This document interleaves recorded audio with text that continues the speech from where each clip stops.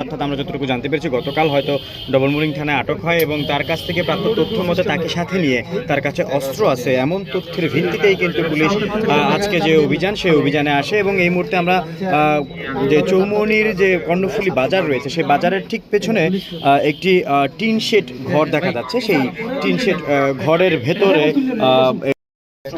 এটা কোন থানা থেকে সে বুক করেছে নাকি কোন জায়গা থেকে বুক করেছে তা এখনো পর্যন্ত পুলিশের সাথে আমরা কথা বলতে পারিনি। তবে একটু পরে কিন্তু আমরা জানবো যাকে গ্রেপ্তার করা হয়েছে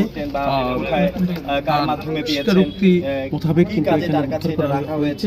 যেখানে সাথে আর কেউ জড়িত আছে কিনা তাদেরকেও কিন্তু আইনের আওতায় আনার তারা চেষ্টা করছেন। আমরা কথা বলার চেষ্টা করবো। এখানে বলবো না